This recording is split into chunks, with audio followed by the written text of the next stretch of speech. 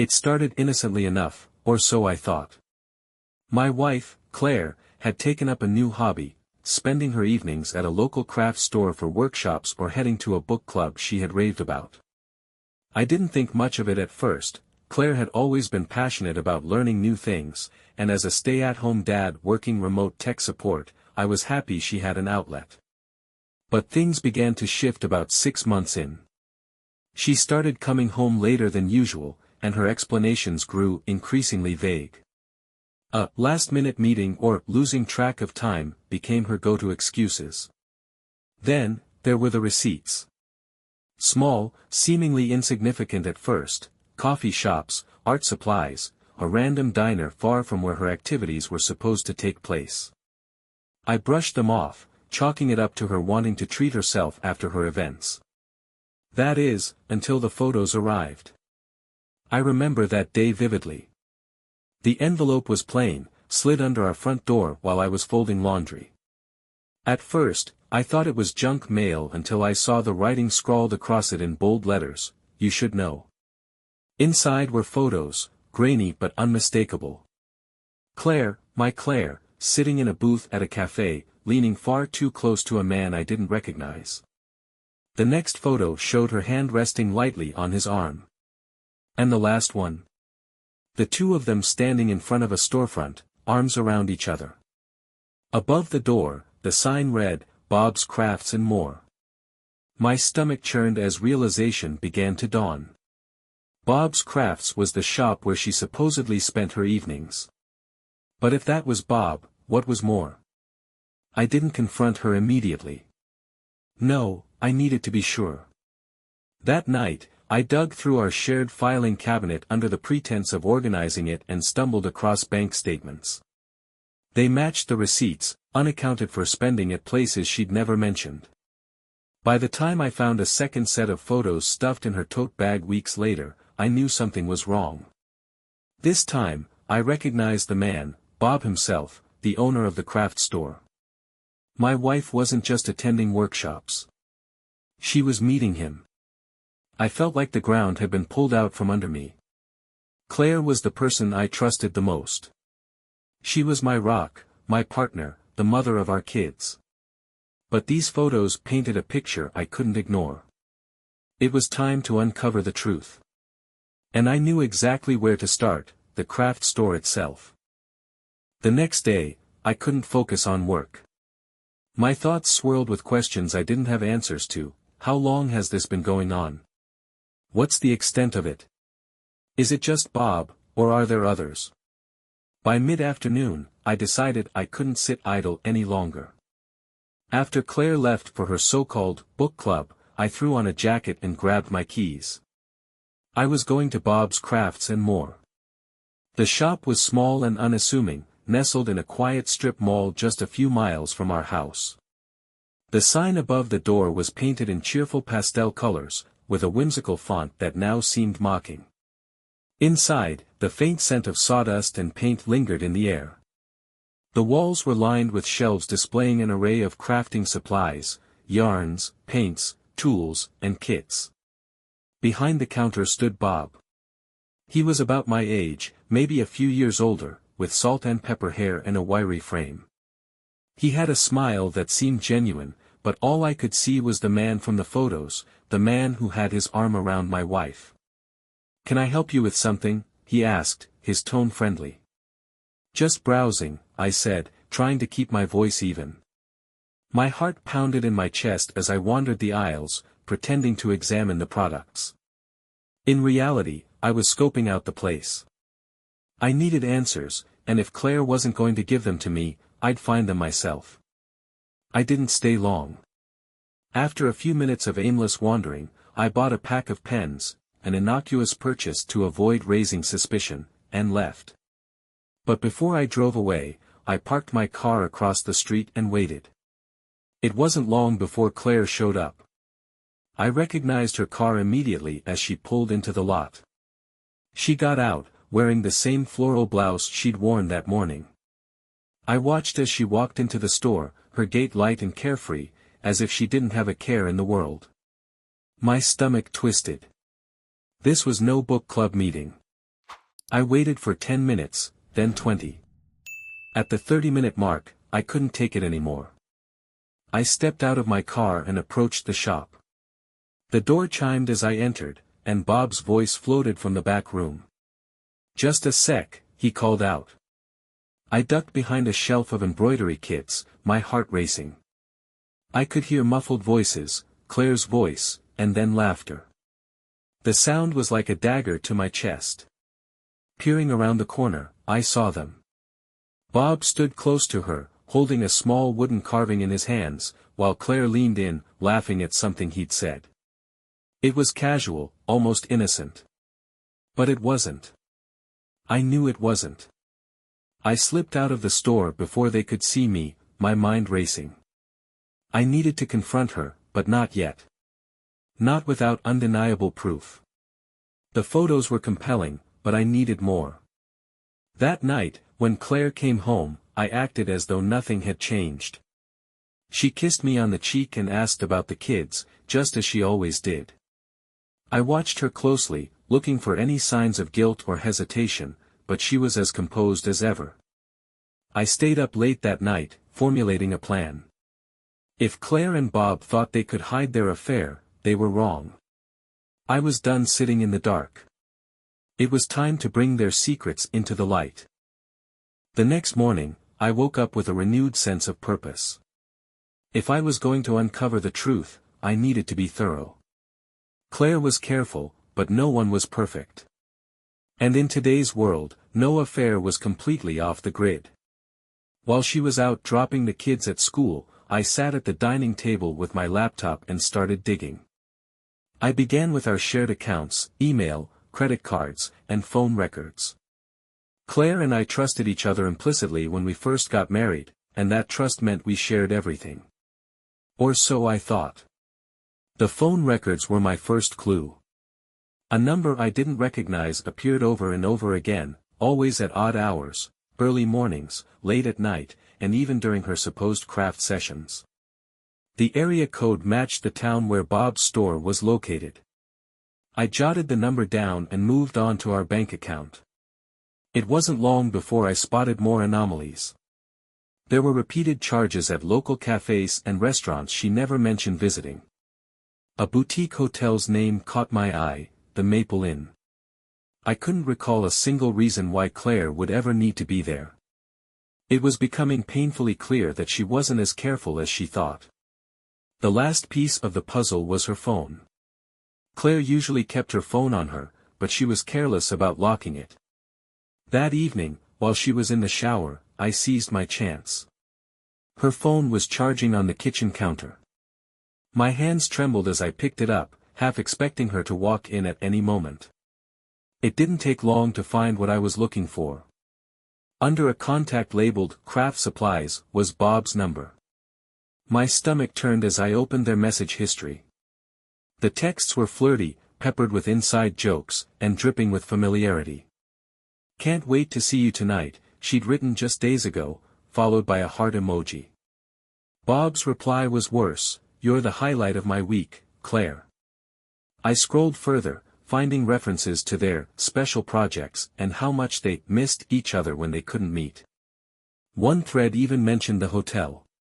My chest tightened as I read their exchanges, the casual intimacy of their words hitting me harder than any physical evidence ever could. I quickly forwarded screenshots of the messages to myself, then erased any sign I'd accessed her phone. As I put it back on the counter, the sound of the shower turning off sent a bolt of panic through me. I barely made it to the couch before she walked into the living room, her hair damp and wrapped in a towel. "Hey," she said with a smile, as though nothing was amiss. "What are you watching?" I shrugged, pretending to be engrossed in the TV. "Just flipping channels." That night, I lay in bed, staring at the ceiling while Claire slept soundly beside me. I now had enough evidence to confront her, but I wasn't ready. Not yet. I needed to understand the full extent of what was happening.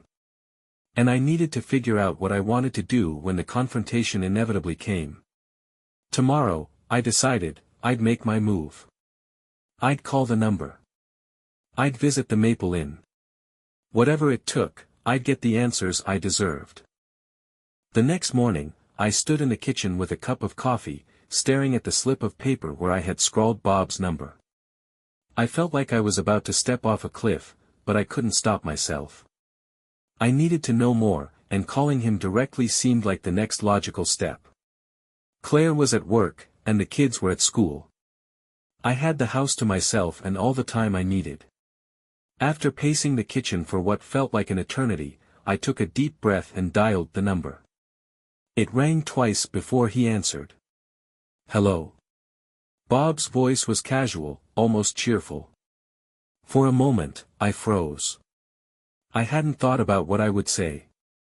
My mind raced, but then instinct took over. Hi, is this Bob from Bob's Crafts and More? There was a brief pause. Yeah, this is Bob. Who's calling? I tried to keep my voice steady. My name's Matt. My wife, Claire, mentioned your store. She's been coming to some of your workshops. Oh, yeah. Claire. His tone shifted slightly, growing guarded. She's great. Really talented with the projects we've been working on. The way he said her name made my blood boil. She talks about your store all the time, I said, forcing a smile into my voice. I was thinking about stopping by one day to see what it's all about. Another pause. This time, longer. Sure. That'd be great. We're open most evenings. You should come by. I might just do that, I replied, my heart pounding. Thanks for the info, Bob. No problem, he said quickly before hanging up. I stared at my phone for a moment, processing the interaction. He hadn't given anything away, but I could hear the tension in his voice. He knew something wasn't right. Now more determined than ever, I decided to follow up on the other lead, the Maple Inn. If they'd been meeting there had to be a record. Later that afternoon, I drove to the hotel. It was a modest place, nothing fancy but clean and discreet. My palms were sweaty as I walked through the sliding glass doors into the lobby. The receptionist, a young woman with a polite smile, greeted me. Welcome to the Maple Inn. How can I help you today? I hesitated, trying to appear casual. Hi. I think my wife stayed here recently, but I'm not sure. Her name's Claire. The receptionist's smile faltered slightly. I'm sorry, sir, but I can't give out guest information. I expected that, but I'd come prepared. Leaning in, I lowered my voice. Look, I think she might have been here with someone else. I'm not looking to cause trouble, but I need to know the truth. Please. The woman hesitated, glancing around the empty lobby. I'm really not supposed to. Please, I said again, my voice cracking. It's important. She sighed, then turned to her computer. What's the last name? Wilson, I said, my throat dry. She typed for a moment, then frowned at the screen. We had a reservation under Claire Wilson last month. Checked in with a Robert Harris. My stomach dropped. Can you tell me how long they stayed? 2 nights, she said softly, closing the screen. I'm sorry. I nodded, barely able to choke out a thank you before turning and leaving the lobby. The confirmation hit me like a freight train. 2 nights at a hotel with Bob. There was no longer any room for doubt. When I got home, I sat in the driveway for a long time, staring at the steering wheel. My mind replayed everything, the photos, the messages, Bob's guarded voice, and the hotel confirmation. It was all real. Claire was having an affair. I had the evidence I needed, but what came next? Part of me wanted to confront her immediately, to demand answers and watch her squirm under the weight of her lies. But another part of me wanted to wait, to plan, to make sure I was in control when the confrontation came. That night, as Claire sat across from me at dinner, laughing about something one of the kids said, I wondered how much longer I could keep pretending. I watched her carefully, looking for any sign of guilt, but she acted as though nothing had changed. It was almost enough to make me doubt myself, almost. The tension in the house had become unbearable. Every time I looked at Claire, I felt a mix of anger and sadness twisting in my gut. She laughed, she smiled, she kissed me goodnight as if nothing had changed, but everything had. And now I had enough evidence to confront her. The opportunity came on a Saturday evening. The kids were staying over at their grandparents' house, leaving just the two of us at home. Claire had poured herself a glass of wine and settled on the couch with a book, her face serene and content. It was infuriating. I walked into the living room and stood in front of her. "We need to talk," I said, my voice sharper than I intended. She looked up, startled. "What's wrong?" I couldn't hold it in anymore. "I know, Claire. I know about Bob. I know about the hotel. I know about everything." For a moment, she just stared at me, her expression blank. Then her face crumpled, and she set the wine glass down on the coffee table with a trembling hand. "Matt, Don't lie to me," I snapped, cutting her off. "I've seen the photos. I've read the messages. I went to the Maple Inn. I know you've been meeting him there." Her shoulders sagged, and she looked away, tears spilling down her cheeks. "I'm so sorry," she whispered. "Sorry?" I barked, my voice rising. "You're sorry? For what, Claire? For lying to me? For betraying our marriage? Or are you just sorry you got caught?" She flinched, her hands gripping the edge of the couch. "It wasn't supposed to happen like this." "Then how was it supposed to happen?" I demanded. "Because from where I'm standing, it looks like you've been sneaking around behind my back, lying to my face every day." Her sobs grew louder, but I didn't feel any sympathy. "Not yet." "How long?" I asked, my voice cold. "How long has this been going on?" She wiped her eyes, her voice barely audible. 6 months. 6 months, I repeated, shaking my head. "And you didn't think I deserved to know?" "I didn't mean for it to happen," she said, her voice trembling. "It started with the workshops. We connected. And then—" "Don't," I interrupted. "I don't want to hear excuses. I want the truth." For the next hour, she poured it out, how she felt neglected, how she'd found excitement in Bob's attention, how she'd convinced herself it wasn't hurting anyone. Each word felt like another stab to my heart. "And what about me?" I asked when she finished. "What about our kids? Did you think about what this would do to us?" She shook her head, tears streaming down her face. "I was selfish. I know that now." The room fell silent except for her quiet sobs. I stood there, my chest heaving, trying to process everything she had said. Part of me wanted to storm out, to leave her sitting there in the wreckage of what she'd done. But another part of me needed answers. "Is it over?" I asked finally. "Are you still seeing him?" She shook her head vehemently. "No. I ended it last week. I couldn't keep living like this." I wanted to believe her, but the trust between us was shattered. "I don't know if I can forgive you, Claire," I said, my voice raw. "I don't even know if I want to." Her face crumpled, and she buried her head in her hands. "I'll do anything," she whispered. "Please, Matt. Don't give up on us." I didn't respond. I didn't know how. Instead, I turned and walked out of the room, leaving her to her tears. That night, I slept on the couch, staring at the ceiling and wondering if there was any way back from this.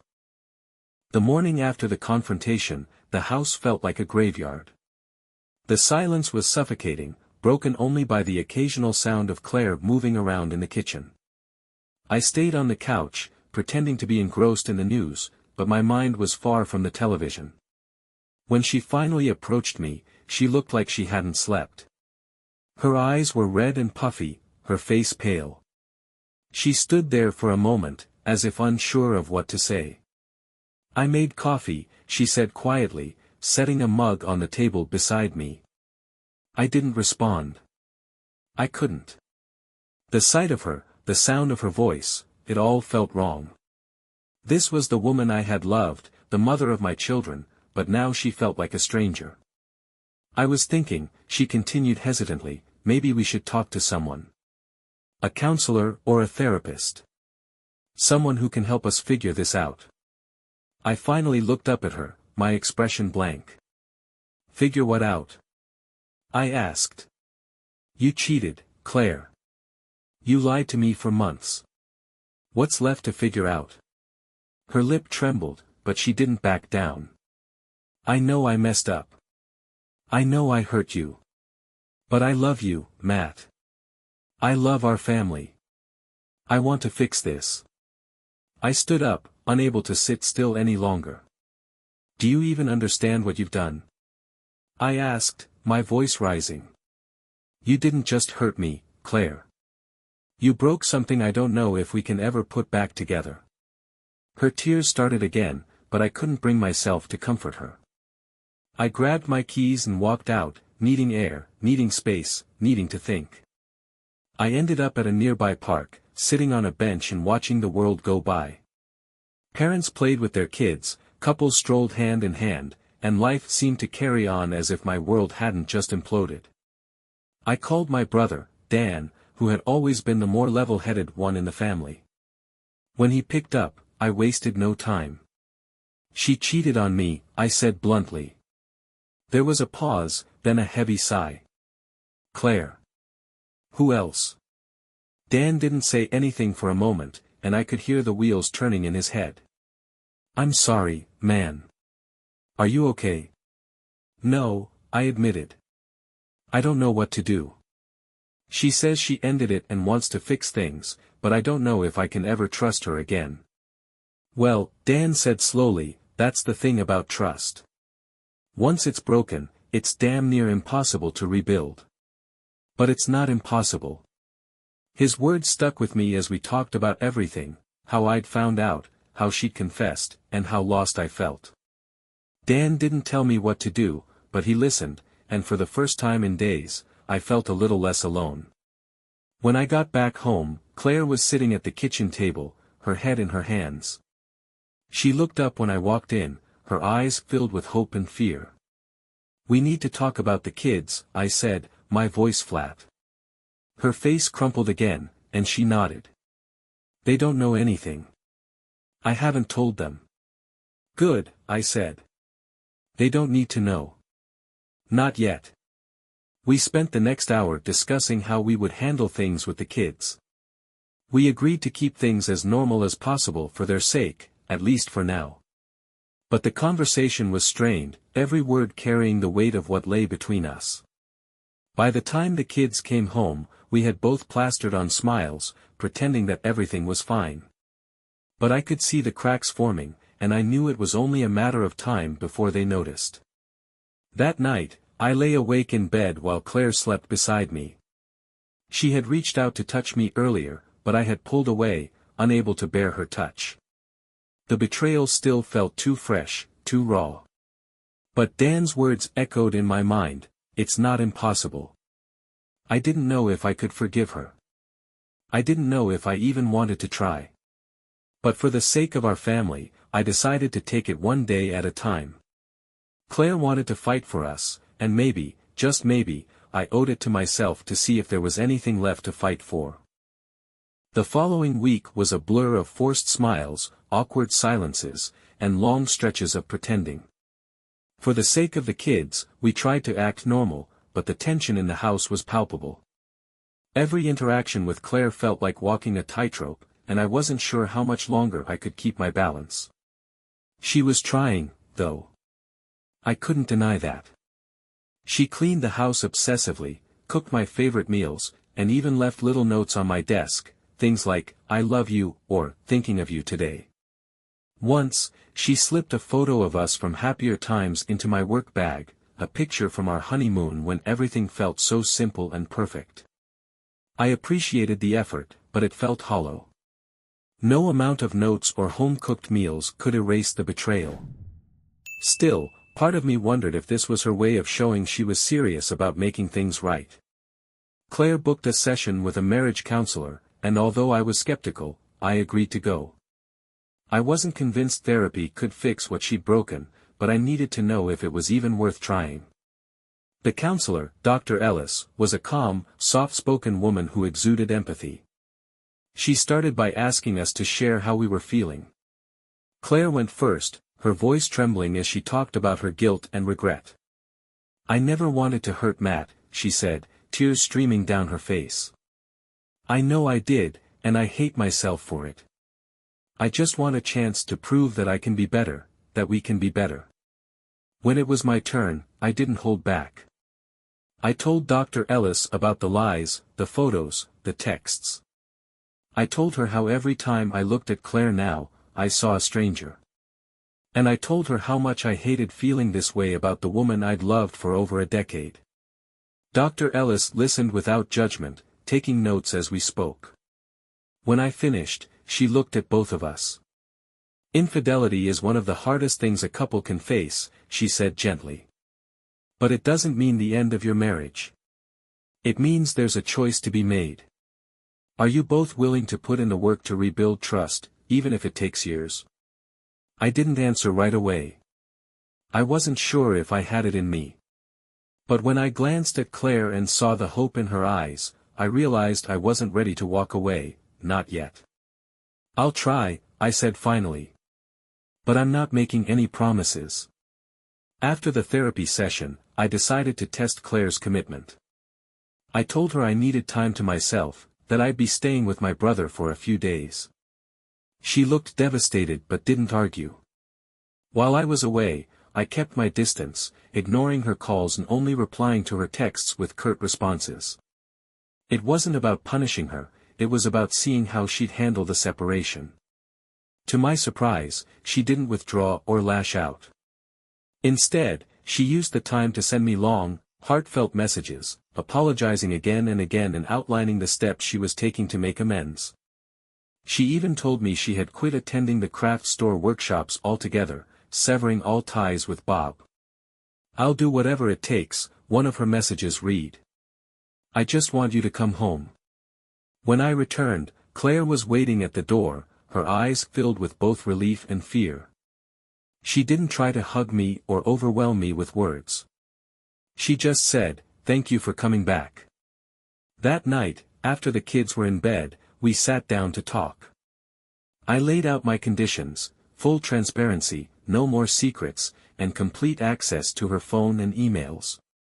I also told her I'd be setting up a separate bank account for my own financial security. She agreed to everything without hesitation. "I know I don't deserve your trust right now," she said, her voice trembling. "But I'm going to earn it back." For the first time since this nightmare began, I felt a small flicker of hope. It was faint, fragile, and surrounded by doubt, but it was there. Maybe, just maybe, there was a chance to salvage what was left of us. Even though Claire had agreed to cut all ties with Bob, I couldn't shake the paranoia. Every time her phone buzzed, every time she left the house, a voice in my head whispered, "Is she really done with him?" I decided I couldn't take her word for it. I needed to be sure. So, I did something I never thought I'd do: I reached out to Bob. It wasn't hard to track him down. His store had a Facebook page, and his personal profile was public. His posts were exactly what you'd expect: pictures of woodworking projects, updates about the store, and occasional snapshots of his dog. But it was his most recent post that caught my attention, a selfie of him in front of his shop, captioned, "A fresh start." A fresh start? What did that mean? Was he talking about Claire?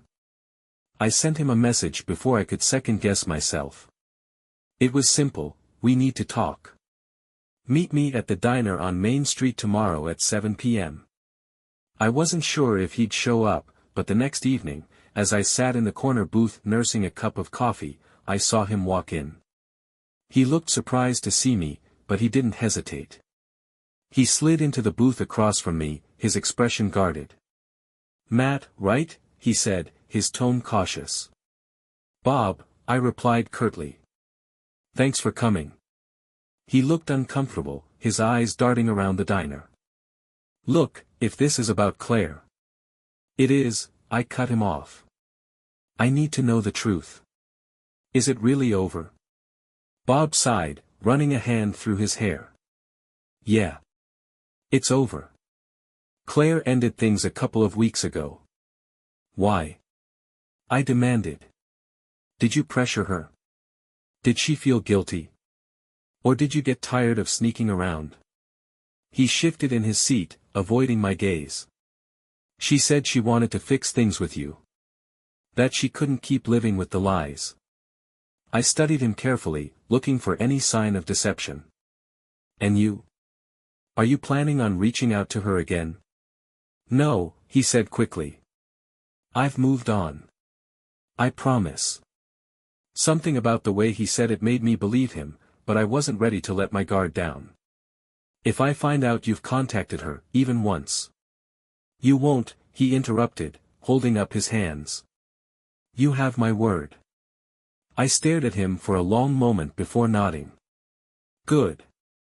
As he got up to leave, he paused, his expression softening.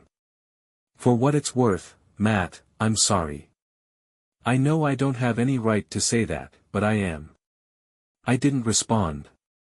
I just watched as he walked out of the diner, leaving me alone with my thoughts. When I got home, Claire was waiting for me in the living room. She looked up as I walked in, her eyes searching my face. "Where were you?" she asked, her voice tinged with worry. "I met Bob," I said bluntly, dropping my keys on the table. Her face paled.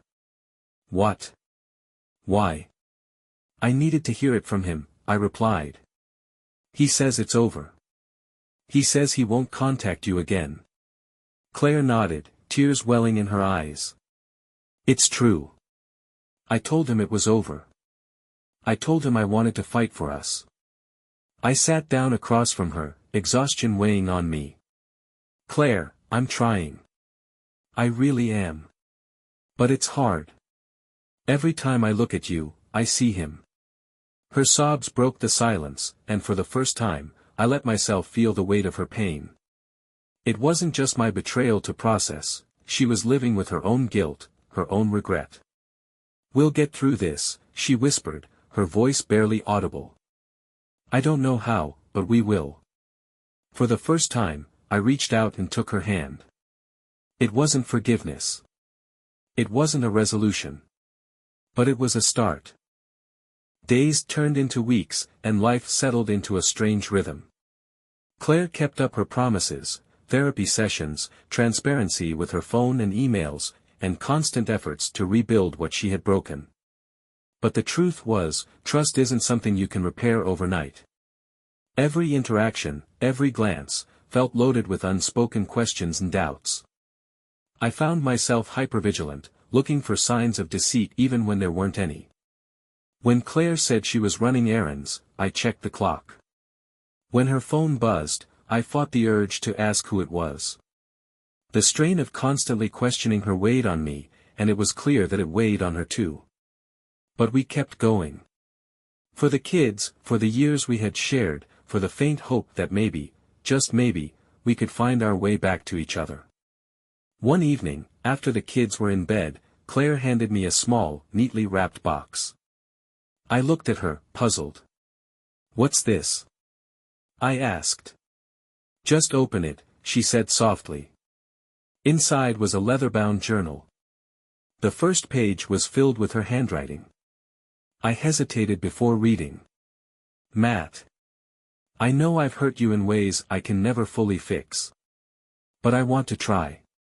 I thought that maybe writing things down could help us communicate better, especially when it's hard to say things out loud. This journal is for both of us. Write whatever you want, your feelings, your questions, anything. And I'll do the same. No judgment, no interruptions. Just honesty." I looked up at her, and for the first time in weeks, I saw something in her eyes that I hadn't seen in a long time: hope. "Thank you," I said, my voice thick. I didn't know if it would work, but it was a gesture I couldn't ignore. The journal became a lifeline for us. I wrote things I couldn't say out loud: my anger, my heartbreak, my doubts. Claire wrote back, sharing her guilt, her love, and her determination to make things right. Slowly, tentatively, we started having real conversations again. One Saturday, we took the kids to the park. It was a simple outing, but for the first time, I felt a flicker of normalcy. Watching Claire laugh with the kids, seeing her genuine joy, reminded me of why I had fallen in love with her in the first place. Later that evening, she surprised me with a home-cooked dinner and a candlelit table. It was a quiet, intimate moment, and for the first time since the affair, I allowed myself to enjoy her company without the weight of resentment pressing down on me. Despite our progress, the shadow of Bob lingered. I had been avoiding the subject, but one evening during a therapy session, Dr. Ellis brought it up. "Matt, have you fully expressed how Bob's involvement affected you?" she asked. I shook my head. "I've been trying to focus on Claire, on us. But yeah, it's there. It's like he's still between us." Claire reached for my hand, her voice steady. "I can't undo what happened with Bob. But I want you to know it wasn't about him. It was about me. My insecurities, my mistakes. Not because you weren't enough. You've always been enough." Her words hit me hard. I had spent so much time wondering what I had done wrong, but maybe this wasn't about me at all. That realization didn't erase the pain, but it gave me a sliver of clarity. That night, as we sat on the couch together, Claire rested her head on my shoulder. It was the first time in months that I didn't pull away. It wasn't a grand gesture, but it was something. "You're still my best friend," I said quietly. "Even after everything." Tears filled her eyes, and she whispered, "I'll do whatever it takes to earn that again." For the first time, I felt like maybe we could. Months had passed since the day I discovered Claire's betrayal. In that time, we had made progress, but the journey was anything but easy.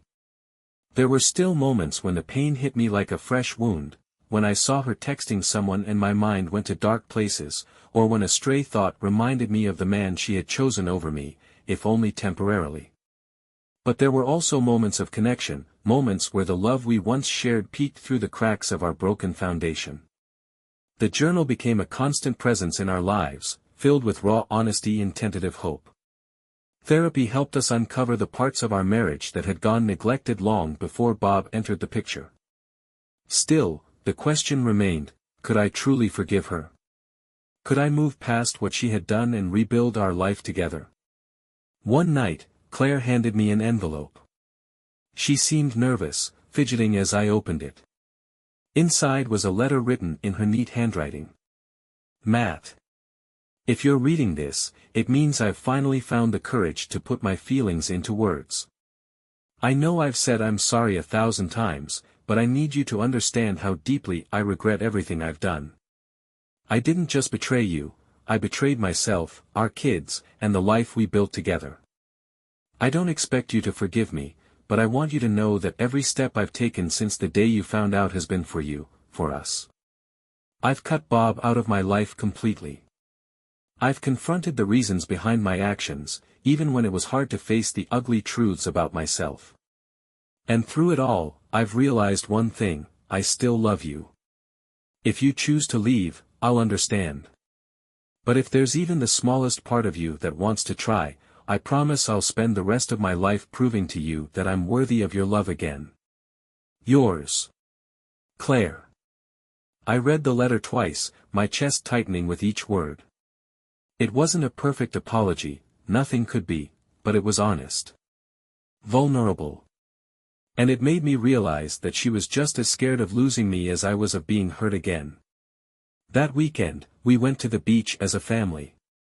It was one of those rare sunny days where everything seemed lighter, brighter.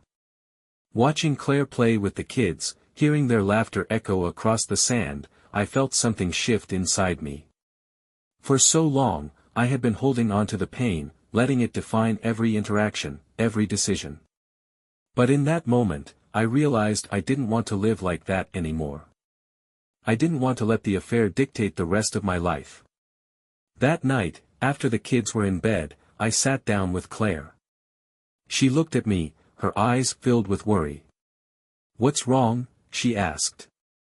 "Nothing," I said softly. I wanted to tell you something." Her hands trembled slightly as she waited. "I've decided to stay," I said. "But I need you to understand something. This isn't about forgetting what happened, or pretending it didn't hurt. It's about choosing to move forward. Choosing us." Tears streamed down her face as she reached for my hand. "I'll spend the rest of my life making it up to you," she whispered. I nodded, my voice steady. "We'll take it one day at a time. The road ahead wasn't going to be easy. I knew there would be setbacks, moments of doubt, and days where the wounds felt fresh again. But for the first time in months, I felt a glimmer of hope, a belief that maybe, just maybe, we could build something stronger from the rubble." As we sat there together, hand in hand, I realized that forgiveness wasn't a single act. It was a choice I would have to make every day. And for now, I was willing to try.